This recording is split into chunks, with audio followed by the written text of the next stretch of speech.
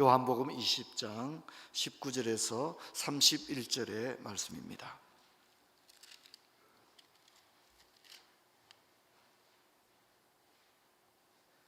제가 읽겠습니다. 이날 곧 안식 후 첫날 저녁 때에 제자들이 유대인들을 두려워하여 모인 곳의 문들을 닫았더니 예수께서 오사 가운데 서서 이르시되 너희에게 평강이 있을지어다. 이 말씀을 하시고 손과 옆구리를 보이시니 제자들이 주를 보고 기뻐하더라.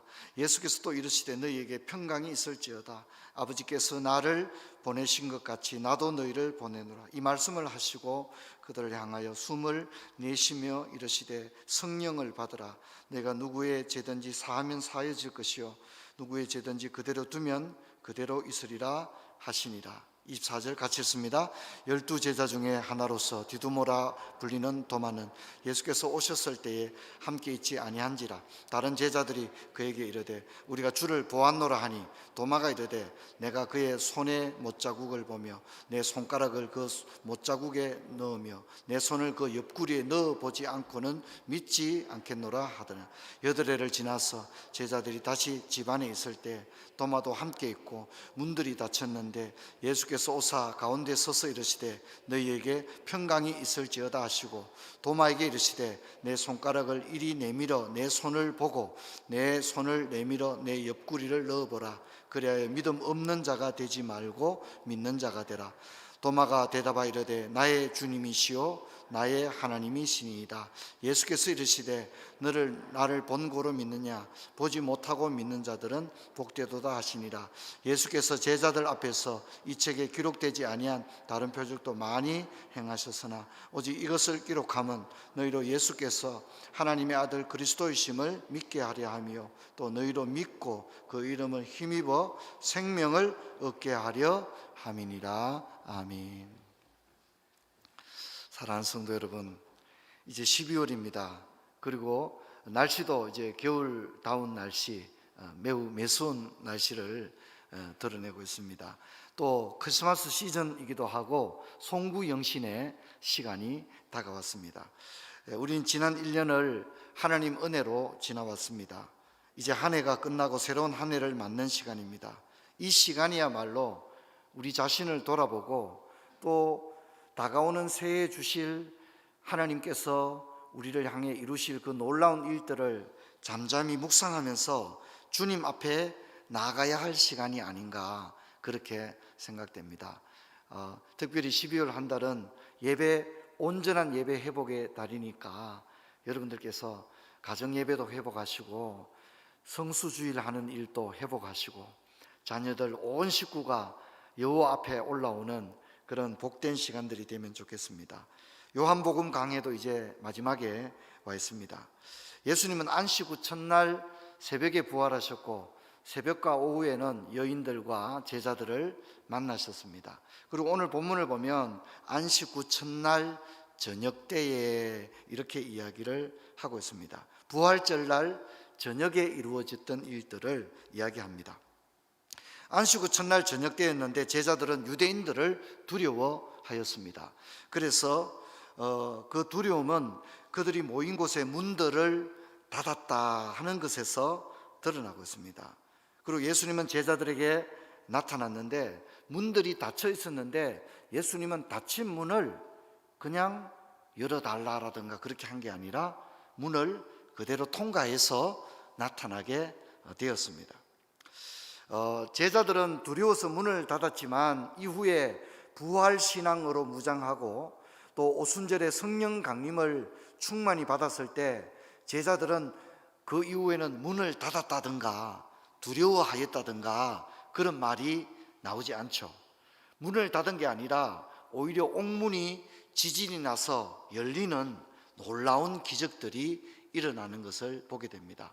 그래서 우리는 부활신앙을 제자들이 가지기 이전과 부활신앙을 가지고 난 이후에 얼마나 제자들의 모습이 달라졌는가 이런 것들을 관심을 가지고 볼 필요가 있습니다. 주님은 너희에게 평강이 있을지어다 우리말 번역은 굉장히 길게 되어 있잖아요. 그렇지만은 원문은 간단합니다. 샬롬입니다. 그냥 원문은 그냥 너희에게 평강이 있을지어다 이게 아니라 샬롬입니다. 부활하신 후 제자들을 만나신 주님의 첫 마디가 샬롬이었습니다. 샬롬은 주님이 처음 하신 말이 아니고 유대인의 통상적인 인사말입니다. 평강이 있을지어다. 하지만 두려워서 문을 닫고 있던 제자들에게 샬롬이라고 하신 말은 일상적인 말이기도 하지만 그날따라 주님의 샬롬이란 말은 제자들에게는 특별한 느낌으로 인사말이 와닿지 않았을까, 그렇게 생각이 됩니다. 왜냐하면 지금 제자들이야말로 진짜 샬롬이 필요하거든요. 그렇지 않습니까? 그들은 두려워했고 또 염려했습니다. 하지만 주님은 십자가를 지시고 또 마침내 부활하셔서 제자들에게 나타나심으로써 제자들의 걱정, 근심, 염려, 두려움을 순식간에 내려놓게 되는 진정한 샬롬을 가지고 오셨기에 샬롬이라는 그 주님의 말 한마디에 제자들의 그 모든 어려움은 순식간에 해결이 되는 것입니다. 여러분, 주님은 참된 샬롬을 주셨습니다.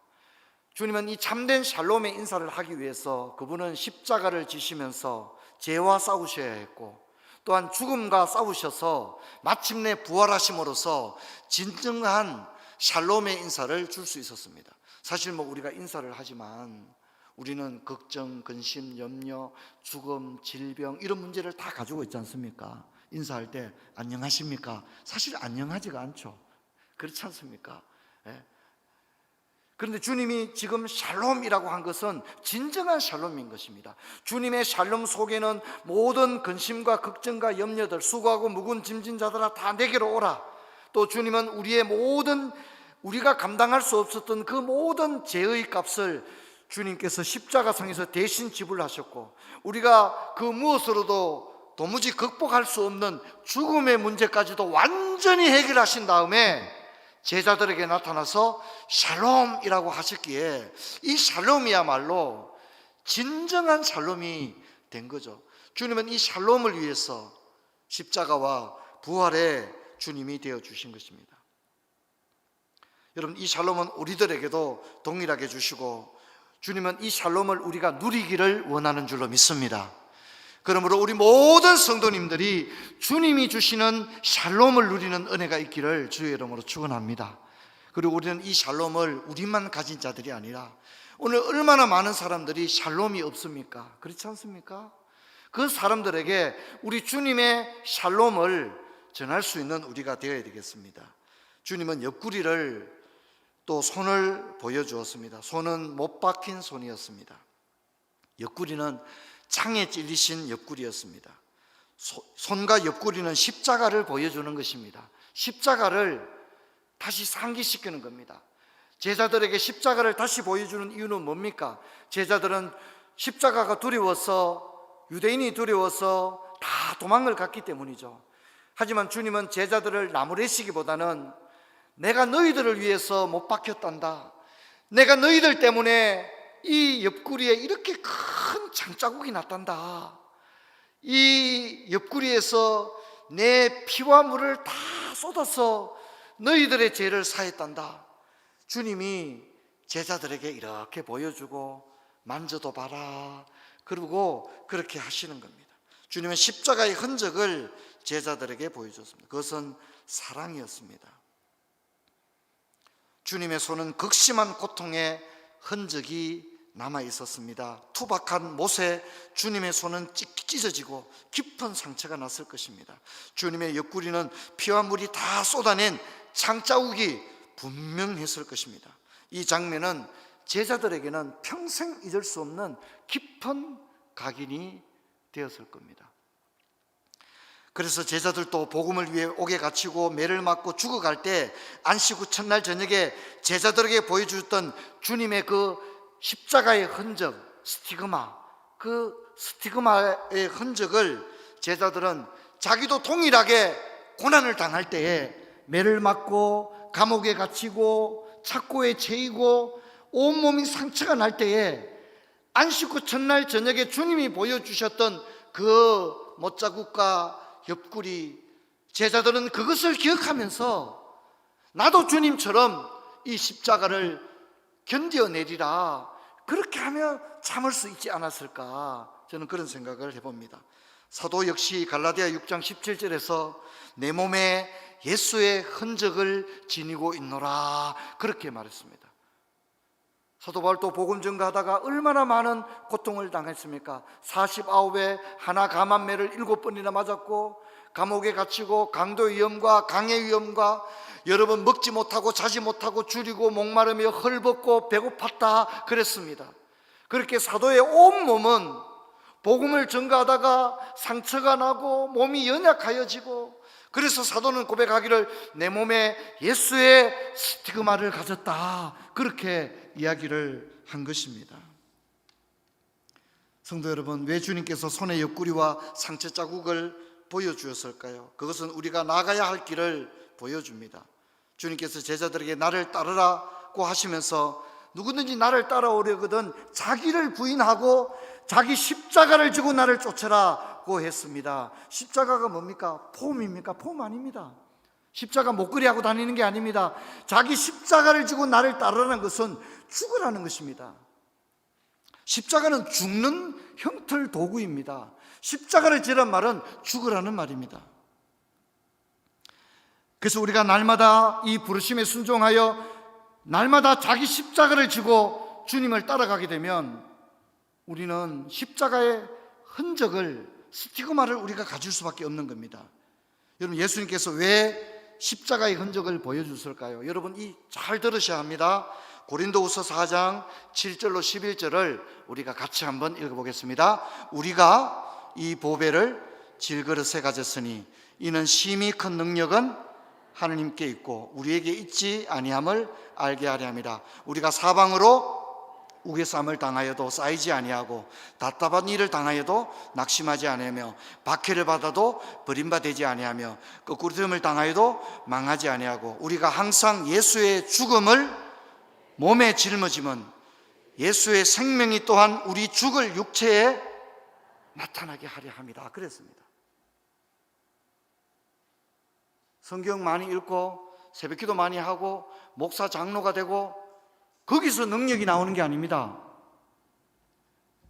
예수 믿은 연조가 20년이 되고 30년이 되고 3대째 예수를 믿고 모태신앙이고 거기서 능력이 안 나옵니다.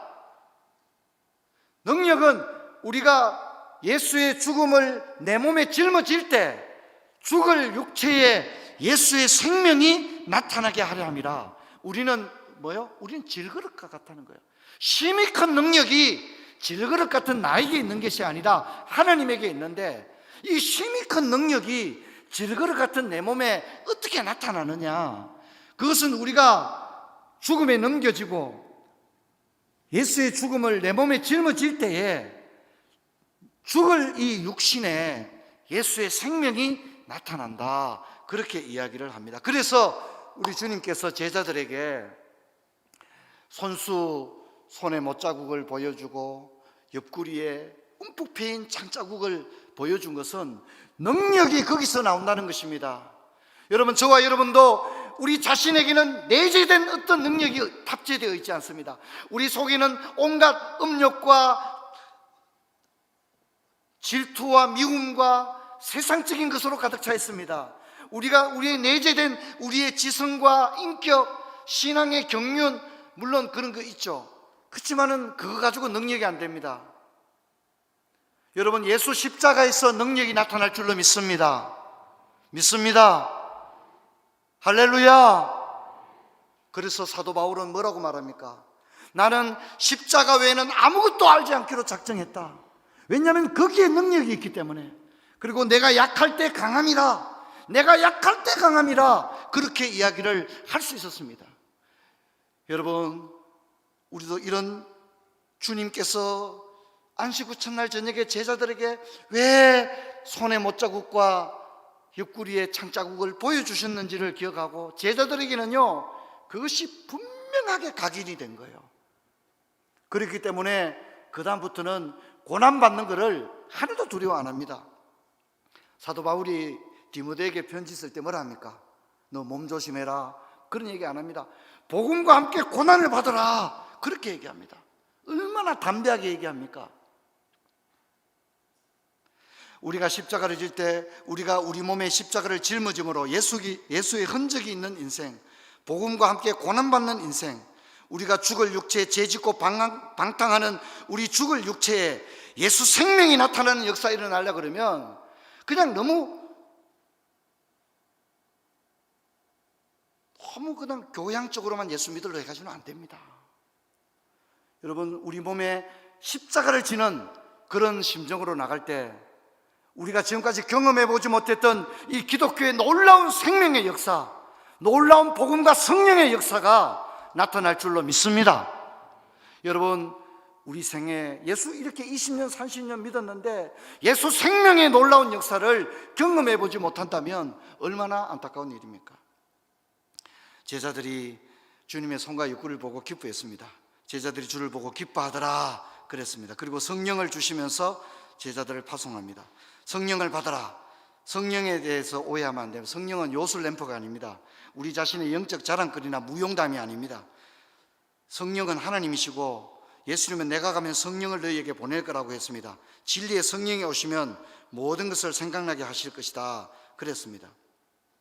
제자들을 파송하면서 숨을 내쉬어 성령을 받으라고 했는데 제자들이 파송되어져서 하나님 일을 하는 데는 성령의 은혜 없이는 할 수 없기 때문에 내가 너희들을 보낸다 하면서 숨을 내쉬면서 성령을 받으라, 그렇게 한 것입니다. 우리가 하나님을 할 때 지식, 경험, 내 힘으로 하면 실패합니다. 성령의 능력으로 감당해야 됩니다. 그러므로 내 힘으로 안 된다는 사실을 겸손하게 인정하는 사람이라면 성령님과 동행하면서 성령의 능력으로 하나님의 일을 할 것입니다. 그리고 예수님은 제자들에게 너희가 누구의 죄든지 사하면 사하여질 것이다 이렇게 하면서 파송된 사도들은 죄의 사면과 거북에 대한 권한을 예수님으로부터 받게 되는데, 이것은 사도들의 개인적 권한이 아니라 교회에 부여된 권한입니다. 저도 마찬가지예요. 어제 전상훈 목사님 위임을 했는데, 목사가 위임이 된다는 것은 그 양무리를 그 목사님에게 다 맡기는 겁니다. 저도 우리 교회 위임 목사지 않습니까? 그러면 제가 위임 목사로 봉직하는 동안에는 누가 누구에게 학습을 줄 것이며 이 사람에게 세례를 줄 것인가 말 것인가, 이런 것들을 다 결정할 수 있는 권한을 가지고 있는 거죠. 실질적인 권한을 가지고 있지 않습니까? 바로 지금 이 얘기를 하고 있는 겁니다. 하지만 이것은 개인에게 준 게 아닙니다. 저도 은퇴하면 그 시로 그 권한은 제게 없습니다. 제가 다만 이 교회 위임 목사로 봉직할 동안에만 허락되어지는 권한인 거죠. 그래서 이것은 개인적인 권한이 아닙니다. 특별히 세례와 성찬에 있어서 교회의 교역자들에게 주신 권한입니다. 자, 24절부터는 분위기가 바뀝니다. 도마에 대한 이야기가 전개되고 있는데, 도마가 믿지를 못하는 거죠. 나는 보고 봐야 믿겠다, 그렇게 한 겁니다. 그래서 예수님이 제자들에게 나타나서 샬롬이라고 인사하면서 도마에게 내 손을 이리 내밀어 내 손을 보고 내 옆구리를 넣어보라, 이렇게 이야기를 합니다. 그리고 예수님은 믿음 없는 자가 되지 말고 믿는 자가 되라. 그때 도마는 나의 주님이시오 나의 하나님이시다, 그렇게 고백을 했는데, 이 고백은 상당히 중요한 고백입니다. 나의 주님이시오 나의 하나님이다, 이 말을 풀어서면 당신은 나의 주님이시며 나의 하나님이십니다, 이런 고백인데, 이 고백은 베드로의 주는 그리스도시오라는 고백만큼이나 도마의 고백은 굉장히 높이 평가받는 고백입니다. 그래서 이 고백은 베드로에 없는 고백이 또 여기에 있습니다. 무슨 얘기냐면, 나는 당신께 속하였습니다. 나는 당신의 소유물입니다. 나는 당신의 종입니다. 이런 굉장히 아름다운, 도마가 좀 늦게 믿었지만 그래도 도마의 고백은 굉장히 아름다운 고백입니다. 높이 평가받을 만한 그런 고백입니다. 도마의 고백은 단순히 예수님을 하나님으로 인정하는 차원을 넘어서서 도마 자신이 순종적인 종으로서 주님 당신에게 나는 지금 속해 있습니다 라고 고백한 것입니다. 나는 당신의 종입니다. 나는 당신께 속하였습니다. 당신은 나의 하나님입니다 라는 매우 빼어나고 아름다운 고백입니다. 여러분, 사람들마다 성향이 있지 않습니까? 도마가 그런 것 같아요. 도마는 어떤 제자입니까? 도마는 좀 속도가 느린 제자입니다. 또 예수님과 죽을 각오가 되어 있다 했지만 좀 비판적인, 좀 부정적인 성향을 가진 제자가 도마였습니다. 그래서 11장 16절을 보면 디두모라 하는 도마가 다른 제자들에게 말하되 우리도 주와 함께 죽으러 가자 뭐 이런 얘기를 했고요. 또 14장 5절을 보면 주여 주께서 어디로 가시는지 우리가 알지 못하거늘 그 길을 어찌 알겠삼나이까 이렇게 이야기를 했습니다. 하지만 주님은 이런 도마를 이해합니다. 이해하시고 도마를 사랑하시고 친히 십자가의 흔적을 보여주심으로써 다른 제자들보다는 비록 더디게 믿었지만 마침내는 믿음에 이르도록 그렇게 기다려주시고 세심한 주의를 이끌어 주었습니다. 이 카라바지오의 유명한 그림이죠, 그죠? 의심하는 도마의 모습입니다. 그리고 두 번째 그림은 루벤스의 그림인데 역시 의심하는 도마인데 여기서 누가 도마이냐 이게 미술 시험에 많이 나온다고 하더라고요. 저 세 사람 중에 누가 도마일까요? 정답은 두 번째 중간에 있는 사람이 도마라고 합니다. 예수님은 너는 나를 본 거로 믿느냐 보지 못하고 믿는 자들이 복되다 이렇게 했습니다. 이 말씀은 이런 각도에 따라서 예수님이 좀 도마를 나무라고 꾸중하는 것 같은데 그렇지 않습니다. 거기에 방점이 찍힌 건 아닙니다. 주님은 도마를 사랑하시고 비록 좀 더디게 믿지만 그런 도마의 특성을 주님은 이해하시고 사랑해 주시는 겁니다. 여기 방점은 어디 있냐면 보지 못하고 믿는 자들에게 방점이 있습니다. 제자들은 예수님의 손과 옆구리를 직접 보는 특권을 누렸지만 오늘 우리들은 예수님의 손과 옆구리를 직접 볼 수 없지 않습니까? 그래서 보지 못하고 믿는 자들, 그렇죠. 제자들을 제외한다면 다른 사람들은 손과 옆구리를 직접 볼 수는 없지 않습니까? 그죠? 근데 우리는 부활을 믿습니까? 믿지 않습니까? 믿지 않습니까?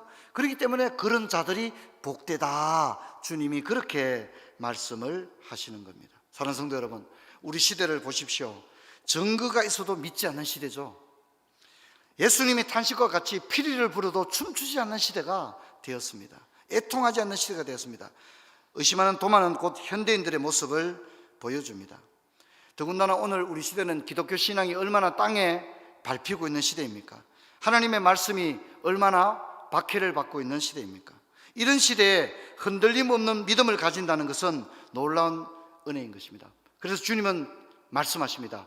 보지 못하고 믿는 자들이 복되도다. 그렇게 이야기합니다. 지금 우리 시대가 바로 그런 시대도 주님을 직접 손과 옆구리를 볼 수 없지만 믿는 시대, 그런 우리들을 복되다고 그렇게 얘기합니다.